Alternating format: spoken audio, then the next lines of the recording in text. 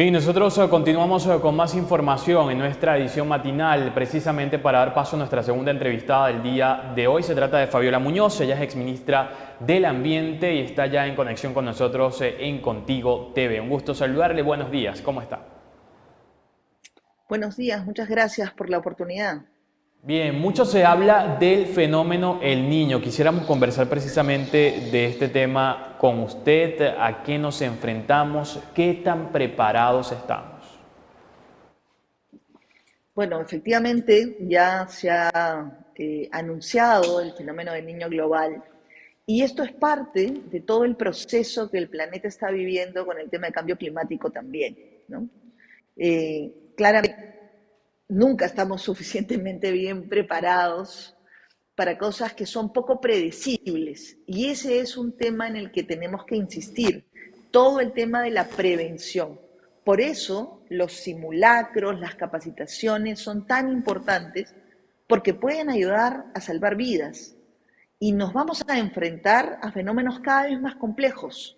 Los incendios, por ejemplo, los incendios forestales a nivel global se están incrementando y aquí lo que vamos a tener son más lluvias. Hemos tenido por primera vez un ciclón, se ha llamado de esa manera, ¿no?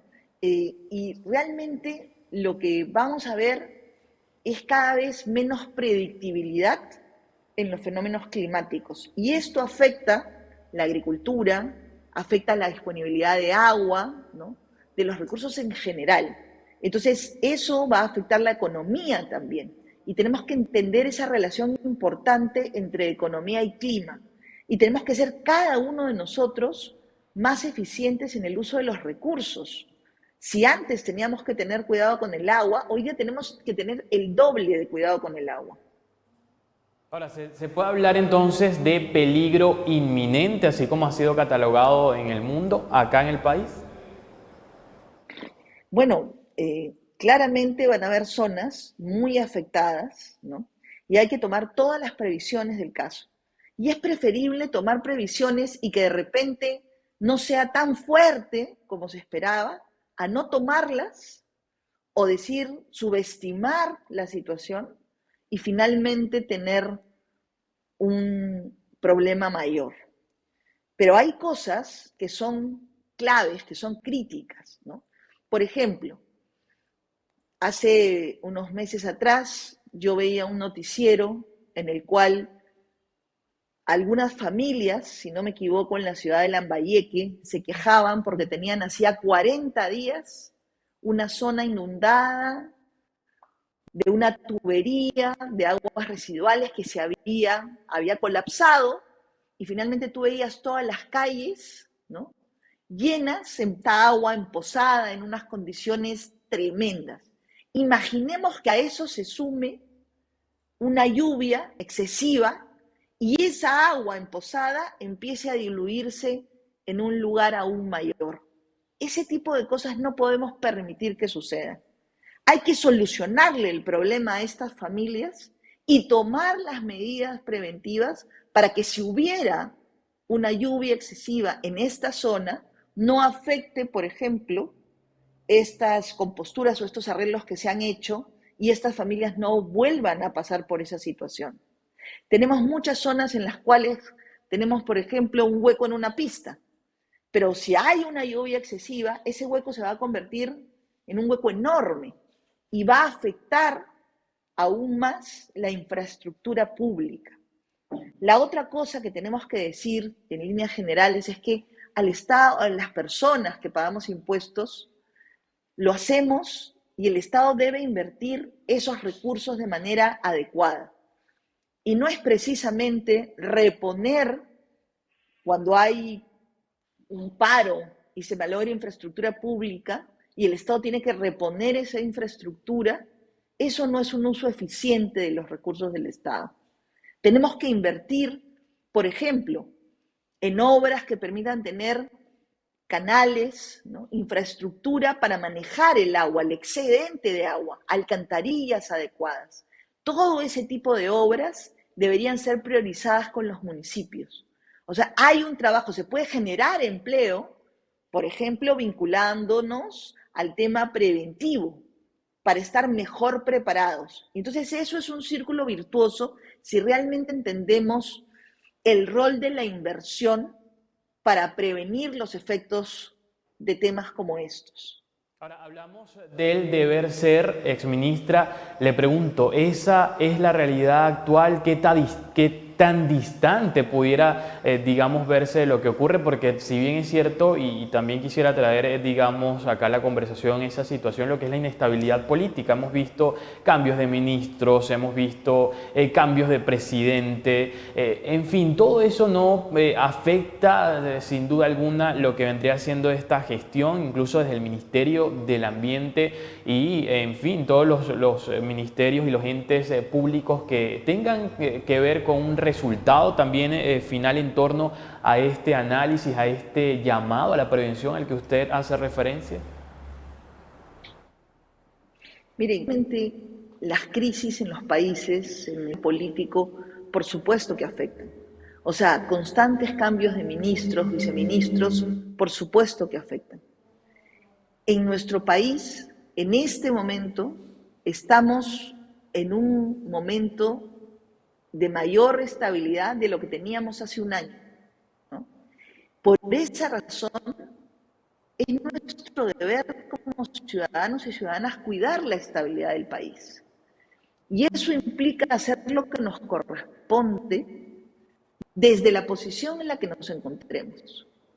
Y ahí, por ejemplo, para la presidenta, una de las cosas más importantes es elegir buena gente. Para los ministros y ministras, una de las cosas más importantes es elegir buena gente, porque son las personas las que marcan, son las personas las que finalmente toman decisiones, las hacer que la inversión del Estado sea adecuada o no sea adecuada, que tenga una mayor duración en el tiempo estos recursos que el Estado invierte o no. Entonces, el capital humano en el Estado, como en el sector privado también, es una de las mejores inversiones. En nuestro país, todos estos procesos de prevención tienen que estar no solamente liderados por el gobierno, sino ejecutados también por los alcaldes, las alcaldesas, los gobernadores regionales, ¿no? Es muy importante que en la cadena estemos absolutamente comprometidos con estos elementos de la prevención. Y ahí también es importante que tengamos los mecanismos de control y de prevención de la corrupción adecuados. Creo que la Contraloría General de la República está haciendo un trabajo interesante, está saliendo a campo también a mirar cómo poder hacer control concurrente, por ejemplo. En muchos casos hay mejores posibilidades cuando tenemos a alguien que está mirando lo que estamos haciendo y nos dice, mira, te puedes equivocar, mejor toma estas medidas correctivas, mejor transparenta de esta manera.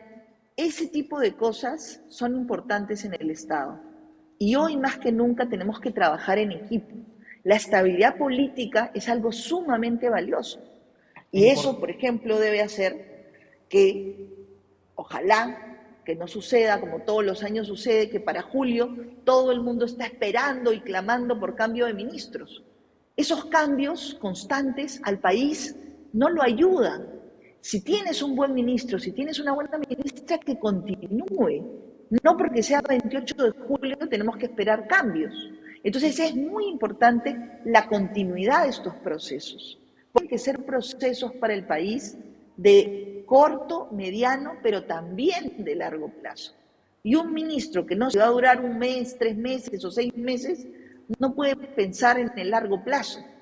Entonces, por eso es muy importante que cuidemos a los buenos. El Estado tiene que atraer gente de calidad, de primer nivel, tiene que atraer talento, pero a veces las condiciones son muy complicadas justamente por la inestabilidad. Valoremos la estabilidad política.